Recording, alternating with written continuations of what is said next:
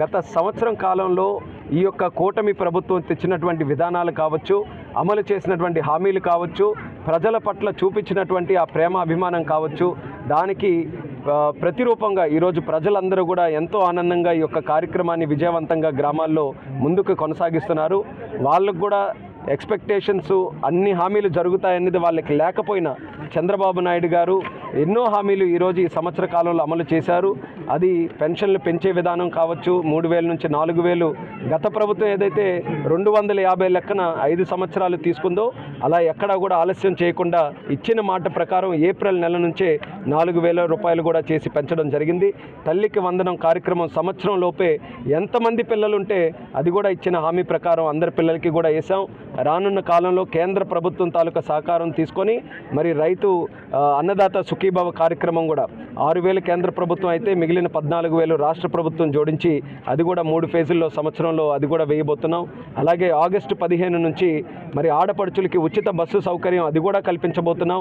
Gas దిమ్మలు 3 ఉచితంగా అనేది సెప్టెంబర్ నెలలో ఈ శ్రీకాకుళం జిల్లా నుంచే చంద్రబాబు నాయుడు గారు ప్రారంభించి ఎంతోమందికి దీపం మళ్ళీ ఆ దీపం పూర్తిగా వెలిగే విధంగా ఆ కార్యక్రమాన్ని కూడా చేపట్టాం.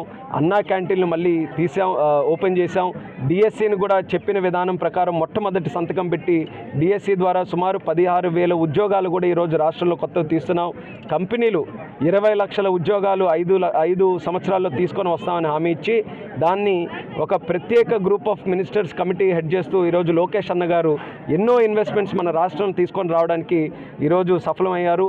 అలాగే మన విశాఖపట్నంలో టీసీఎస్ కావచ్చు, కాగ్నిజెంట్ కావచ్చు, నిన్న కూడా బెంగళూరులో మనం చూసాం. పెద్ద పెద్ద కంపెనీలు 1000 ఉద్యోగాలు ఇచ్చే కంపెనీలన్నీ కూడా విశాఖపట్నం నగరం అలాగే తీసుకొని వచ్చి డీసెంట్రలైజ్డ్ పద్ధతిలో ఈ కూటమి ప్రభుత్వం అన్ని ప్రాంతాలు కూడా అభివృద్ధి చేసుకుంటూ ముందుకు వెళ్తుంది. మేము కూడా సంవత్సరం అయినటువంటి తరుణాలు ఎందుకంటే గెలిచినప్పటి నుంచి కూడా ఏవో పనులు చేయాలని ఆరాటంతో తాపత్రయంతో పనుల మీద దృష్టి పెడుతూ తిరుగుతూ ఉన్నాం. ఈరోజు మళ్ళీ గ్రామాలకి ఇంటికి ఆ వ్యక్తుల దగ్గరికి వెళ్ళి మాట్లాడినప్పుడు ఎంతో ఆనందంగా ఈ ప్రభుత్వం వచ్చిన తర్వాత మంచి జరుగుతుంది, ప్రభుత్వం వచ్చిన తర్వాత వాళ్ళకు ఒక స్వాతంత్రం వచ్చినట్టుగా గ్రామాల్లో ఉందనే ఆ భావన ఈరోజు ప్రతి ఒక్కరు కూడా తెలియజేస్తున్నారు. దీనికి కారణం ఒక పక్కన మోదీ గారు, పవన్ కళ్యాణ్ గారు, అలాగే చంద్రబాబు నాయుడు గారు.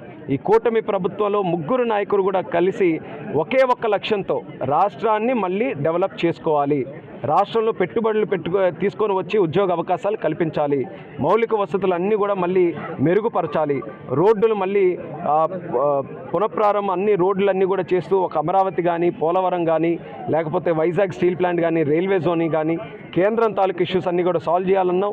ఈ సంవత్సరంలోపే అన్నీ కూడా సెటిల్ చేశాం. సో ఈరోజు ఈ కార్యక్రమం అనేది మళ్ళీ తిరిగి ప్రజల దగ్గరికి వెళ్ళడం నాయకులుగా మాకు ఎంతో ఆనందాన్ని ఇస్తుంది. అలాగే ప్రజలు కూడా వాళ్ళ ఆశీర్వాదం మళ్ళీ ఇస్తున్నారు.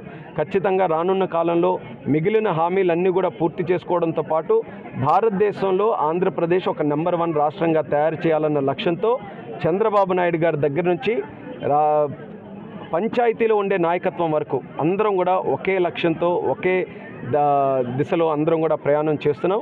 చాలా ఆనందంగా ఉంది. ఒక కేంద్ర మంత్రిగా మా శ్రీకాకుళం జిల్లాలో ఈరోజు ఇక్కడ ఆంధ్రవలస నియోజకవర్గంలో పార్టిసిపేట్ చేస్తున్నాను. ఎంతో ఆనందంగా ఈ యొక్క కార్యక్రమం జరుగుతుండడం కూడా చాలా సంతోషం అని తెలియజేస్తున్నాను. తెలుగులో ఫాస్టెస్ట్ న్యూస్ ఇప్పుడు కొత్త అవతారంలో 5 సెకండ్లోనే పూర్తి వార్తా సమాచారం మీ చేతిలో. సోషల్ మీడియా ట్రెండ్స్ మీ కళ్ళ ముందుకే live TV and voice search ఆప్షన్స్తో ఇప్పుడే డౌన్లోడ్ చేయండి. యాప్ లింక్ డిస్క్రిప్షన్లో ఉంది.